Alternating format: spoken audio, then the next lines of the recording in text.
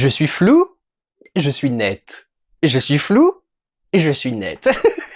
Excusez-moi, j'ai un peu voulu m'éclater, j'ai un peu changé le cadre et surtout la profondeur de champ de l'image pour faire hommage à l'image que vient de faire Zack Snyder dans ce film Army of the Dead qui vient de sortir sur Netflix ce 21 mai. J'ai fait exprès d'être pile poil sur le bord de la netteté, comme ça dès que je sors un tout petit peu du cadre, je vais dans le flou, parce que c'est ce qu'il fait pendant absolument tout le film, parce qu'il a envie de masquer qu'il a tourné en numérique pour une fois. Zack Snyder revient donc dans l'univers du zombie, après son premier film, le remake de Dawn of the Dead de George Romero, qui était sorti en 2004, et il revient donc avec un film qui s'appelle Army of the Dead, mais qui fait pas partie de la saga of the Dead. J'aime pas le fait que le film s'appelle Of the Dead, parce que Of the Dead, en principe, c'est George Romero, sauf que tout le monde lui a piqué le nom Of the Dead ensuite pour faire des films de série Z, et des trucs dans ce genre-là, enfin des trucs un peu pourris, sortis direct en VHS et des trucs dans ce genre-là, et du coup le truc a un peu perdu de sa saveur et de son importance. En principe, Of the Dead, c'est les films de Romero, mais là c'est pas le film de Romero. Cela dit, comme Zack Snyder a fait un remake d'un film de Romero, peut-être qu'on peut justifier le truc. Army of the Dead, donc, prend place dans un monde dans lequel un virus zombie a été relâché et a contaminé la ville de Las Vegas, qui a été entièrement coupé du reste du pays et fermé derrière un mur, pour maintenir les zombies à l'intérieur, puisqu'on n'arrive pas à s'en débarrasser, ils sont trop nombreux. Et au début du film, un petit groupe mené par Dave Bautista va être chargé par un homme d'affaires japonais d'aller s'introduire dans Las Vegas pour aller récupérer dans un coffre-fort une somme d'argent qui est restée là depuis des années. Ça rappelle énormément le scénario de Peninsula, qui était exactement sur ce truc-là, il retournait dans la zone contaminée pour aller récupérer du fric qui était perdu. Évidemment, ça va pas se passer comme prévu, d'autant que les zombies ne se comportent pas exactement comme on pense qu'ils peuvent se comporter. Ils ont un petit peu évolué, ils ont des différentes catégories, et il y a quelques petites surprises dans le bestiaire, dirons-nous. C'est un film de zombies tout à fait honorable, et c'est tout. Honnêtement, je trouve pas qu'il y a grand chose d'extraordinaire dedans, il est très bien fait, il est bien écrit. Le truc qui m'a énormément surpris, c'est à quel point j'ai pas vu le temps passer. À un moment, j'ai vu un plan que je trouvais sympa, je me suis dit tiens, je vais noter le timecode pour voir où est-ce que je peux le récupérer. J'ai réduit la fenêtre de lecture, et là je regarde, j'étais à 27 minutes, et je me suis dit, attends, ça fait une demi-heure que je suis devant ce film, j'ai l'impression que ça fait 5 minutes. Donc il y a quand même quelque chose qui est plutôt bien fait, quoi, dans la présentation de l'histoire, dans la façon d'avancer, etc.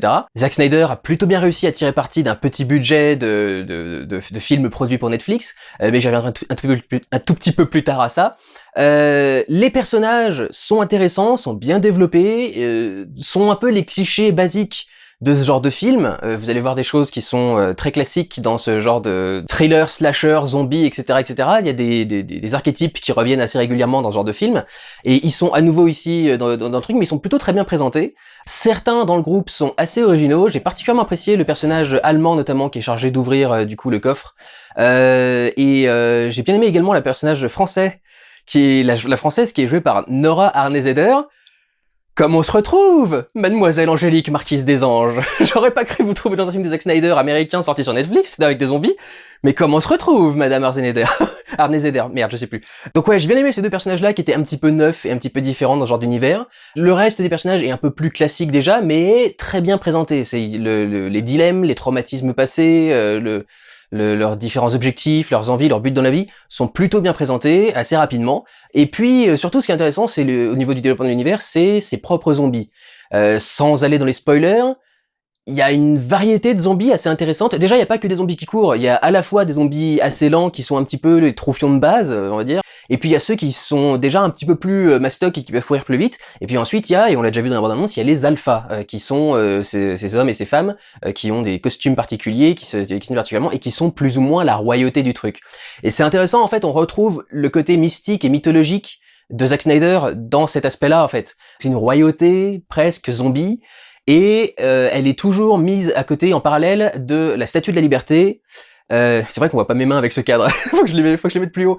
Elle est souvent vue à côté de la Statue de la Liberté, à côté d'une statue de Zeus, je crois, et ils habitent dans un... Oui, ils habitent, ils ont occupé un immeuble qui s'appelle l'Olympe, si je ne me gourre pas. Où sont mes notes? Oui, c'est ça. Et ils ont investi des hôtels ou un des bâtiments de Las Vegas qui s'appellent des Olympus, donc ils sont au sommet du mont Olympe, quoi. Donc c'est littéralement des dieux dans cette mythologie zombie, quoi. Et puis il y a quelques scènes d'action qui sont plutôt cool, qui sont assez originales dans du film de zombies, même si on les a déjà vus. Donc c'est vrai que les zombies sont plutôt bien gérés, il y a quelque chose d'intéressant qui est fait avec eux, et puis le film est classé R, donc il y a absolument aucune restriction par rapport au gore, par rapport à la violence, etc., par les démembrements, les membres qui explosent parce qu'on a tiré des trucs énormes dessus, etc., etc. Tout ça est complètement utilisé dans ce film, donc c'est vrai que ça fait plaisir. C'est du film de zombies PG-13, c'est jamais très intéressant. Bien évidemment, comme beaucoup de films de zombies, c'est une critique du monde dans lequel on vit, des divers aspects de ce monde, évidemment des rapports de dominance, de manipulation parmi les membres du groupe eux-mêmes, et également par rapport aux zombies, le fait que la motivation principale soit l'appât du gain. On a également plusieurs critiques par rapport à comment est-ce que le gouvernement peut utiliser une situation de crise comme un argument pour pouvoir ensuite se débarrasser de trucs dont il a envie de se débarrasser. Il y a d'ailleurs... comment s'appelait ce mec déjà? Il y a un ancien conseiller de Trump qui est utilisé, qui passe à la télévision pour justement parler de ça. Je sais pas si c'est une image d'archive ou si Zack Snyder a contacté le mec pour qu'il fasse un caméo, parce que le mec a complètement retourné sa veste après Trump et il s'est mis à beaucoup le critiquer, à faire de l'humour sur lui et des trucs dans ce genre-là. Donc du coup, je me demande si c'est pas le vrai qu'il a utilisé dans le truc, mais ça fait des allusions très claires du coup au monde réel, contemporain, a priori à un président inspiré par Donald Trump, parce que le truc c'est qu'ils doivent donc récupérer cet argent avant que la ville explose, parce que c'est bientôt le 4 juillet et le président a trouvé que ça ferait super cool si on faisait péter une bombe nucléaire sur Las Vegas pendant le 4 juillet, ça ferait les feux d'artifice. Tu dis, tu penses à quelqu'un, là, quand tu as écrit ces petites phrases. Donc il y a quelques petits trucs comme ça qui sont plutôt bien écrits, qui sont assez intéressants. Cela dit, ça va pas super loin là-dedans non plus, mais c'est vrai qu'il y a une analyse de la société actuelle et de différentes déviances. Il y a différents personnages qui abusent de diverses façons, de diverses personnes. J'essaye de pas rentrer dans les spoilers avec tout ça, mais tu vois le commentaire qui est fait par rapport au monde qui nous entoure, il est assez clair. Par exemple, un des membres de l'équipe qui est recruté donc pour aller s'introduire à Las Vegas est plus ou moins une célébrité YouTube, une célébrité des réseaux sociaux, et qui se fait connaître pour faire un petit peu ce que font par exemple les streamers qui font du jeu en ligne, de la même façon qu'ils montrent leurs plus beaux kills dans leur live et dans les replays de leur live, etc. Et ben eux ils font un peu la même chose, ils vont dans des petites zones où il y a quelques zombies, et puis ils arrivent à faire genre 2 headshots d'affilée ou des trucs dans ce genre-là, et ils se font connaître grâce à ça. Je trouvais que ça c'était vachement intéressant du coup dans le développement de cet univers. Je sais pas quel est le commentaire par rapport à la sexualité, parce que en fait c'est rigolo, la toute première séquence du film, c'est des zombies Chip 'n Dale et stripteaseuses qui sont en train d'attaquer tout le monde. Bon, on commence évidemment avec les stripteaseuses, mais il y a quand même quelques Chip 'n Dale dans le lot. C'est assez classique dans un film de Snyder d'avoir une mise en avant des corps humains, masculins autant que féminins dans ses films. Donc du coup, il y a forcément quelque chose d'intéressant là-dedans. Après, c'est vrai que c'est pas pratique au niveau de leur tenue. Tu te dis, vous allez affronter des zombies, vous avez tous des trucs avec des manches courtes. Quand même, quoi, vous voulez pas mettre un panneau, genre mordez ici, quoi, ça, faudrait faire attention quand même. Mais sinon, ouais, c'est vrai tu supposes quand même qu'il y a un commentaire qui est un peu plus intelligent que ça au-dessus. Il a réussi à bien utiliser son budget, c'est ce que je vous avais dit au début, c'est-à-dire qu'en fait, il arrive à rester assez longtemps dans certains lieux, et à renouveler l'action qui se passe dans ces lieux pour que tu aies toujours l'impression qu'il y ait un renouvellement, une nouvelle action, enfin, que le film respire un petit peu et qu'il y ait quelque chose de neuf, mais cela dit, en exploitant très peu de décors. Par exemple, la séquence d'intro, elle doit durer au moins 10 minutes, mais il y a tellement d'évolution dans cette séquence d'intro que t'as pas l'impression qu'elle fait que 10 minutes, et du coup, le fait qu'on reste 10 minutes dans le même décor, au final, tu le sens pas trop passer, quoi. Le film fait 2h28 ou 2h30. Enfin, honnêtement, le rythme avance super fluidement et tu te fais jamais chier, quoi. Donc, c'est vraiment très bien réussi. Et donc, ouais, par exemple, pour cette séquence d'introduction, il va faire beaucoup de plans sur cette même route de campagne. Mais au début, on va avoir une situation plutôt tranquille avec un couple qui s'amuse un petit peu. Ensuite, on va avoir un accident qui va complètement changer la situation. Et ensuite, on va passer à une situation d'attaque. Donc, en fait, vraiment, la situation va progresser, puis on va se déplacer un peu dans le décor, etc. Donc, il utilise vraiment très bien ça. Et ensuite, il passe au générique d'introduction qui est très bien foutu en termes de storytelling.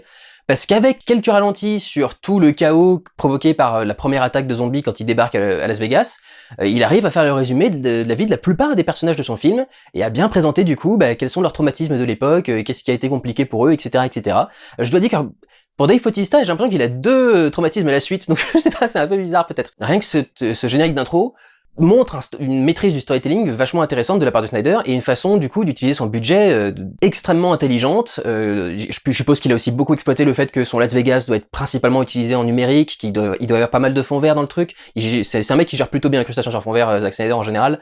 Donc du coup c'est vrai que le début du film est très efficace, il nous amène très facilement dans le reste du film, et par la suite ça progresse de façon assez agréable. Et ensuite démarre le film. Et alors, niveau réalisation, donc, c'est pour ça qu'on a je vous ai fait cette mise en scène spéciale, du coup, pour cette vidéo, c'est que tu vois qu'il a vachement changé sa photographie par rapport à d'habitude. Lui qui d'habitude a une photo qui est vachement large et vachement nette, on a aussi à nouveau des plans larges extrêmement sympas, extrêmement intéressants, très bien cadrés, très bien composés, souvent des trucs un peu centrés, des surcadrages dans certains endroits où on peut avoir quelques lucarnes, quelques fenêtres qui permettent de resserrer un petit peu le cadre, de jouer avec, et puis beaucoup de très jolis plans zénithaux également, donc voilà, c'est clair qu'il y a beaucoup de trucs intéressants, mais alors ce qui est vraiment le plus intéressant, c'est comment est-ce qu'il a traité son image. Parce qu'en fait, avec un petit budget, il a été obligé de tourner en numérique cette fois-ci. D'habitude, c'est un mec qui adore la pellicule 35 mm, Zack Snyder, et là, il a été obligé de tourner en numérique. Et donc, sa solution pour faire un film numérique sans que ce soit trop précis comme l'est souvent le numérique, une critique que je ne comprends pas, et bah du coup, profondeur de champ poussée ou plutôt réduite au maximum. C'est la profondeur de champ, c'est la petite zone de netteté dans laquelle tout est net, et donc comme vous pouvez le voir ici, là, enfin, la zone de netteté, elle doit faire 10 cm, ou 20 cm, elle fait à peine la taille de mon bras. La profondeur de champ est extrêmement restreinte pendant absolument tout le film, ce qui fait du coup souvent des jolis petits effets de bokeh comme ça avec la déformation du flou, qui sont assez intéressants, mais c'est vrai que c'est un petit peu particulier d'avoir autant de flou tout le temps dans le film. Il y a un moment où c'est un petit peu spécial, mais il y a quand même pas mal de plans qui ont une profondeur un peu plus large. Au final, t'as pas l'impression que le film est flou 24 heures sur 24, mais quand même, il y a un petit truc qui est particulier avec ça, et je sais pas si c'est un des trucs qui fait que j'ai pas vraiment ressenti le côté angoisse, tension du zombie, etc. Parce que peut-être que le décor était pas assez visible et que du coup, j'avais du mal à voir d'où pouvait venir le danger, par exemple. Je trouve que c'est pas forcément le meilleur truc du monde, mais il a énormément travaillé aussi également la lumière. Il est chef-op sur ce film-là. Je crois que d'habitude il est un chef-op qui bosse aussi pour lui, mais il aime beaucoup utiliser la caméra et il sait très bien faire de l'image, Zack Snyder. C'est un mec qui vient de la pub déjà à la base en plus. Et cette fois-ci, il a été son propre chef-op, et en termes de lumière, c'est également travaillé pour essayer de ne pas arriver à un rendu trop numérique, trop précis, trop net. Donc, il y a quelques scènes qui sont en extérieur à Las Vegas où évidemment t'as un soleil tapant, tu peux pas faire grand chose d'autre. Là, il utilise à fond du coup la profondeur de champ. Il va travailler un tout petit peu à la surexposée, mais pas autant qu'il aurait pu le faire avant dans ses autres films. Même le noir est pas spécialement bouché dans le truc. Par contre, dans le reste du film, il travaille énormément les basses lumières, les pénombres. Il fait quelques petits effets assez jolis. Par exemple, il y a un moment où il y a un mec qui a une torche et qui est en train de voir les zombies arriver. Il se fait attaquer et il tombe devant sa torche. Et comme il fait presque nuit partout, c'est un peu le lever du jour. Donc c'est genre une légère aube, juste suffisant pour qu'on voit quelque chose dans le noir.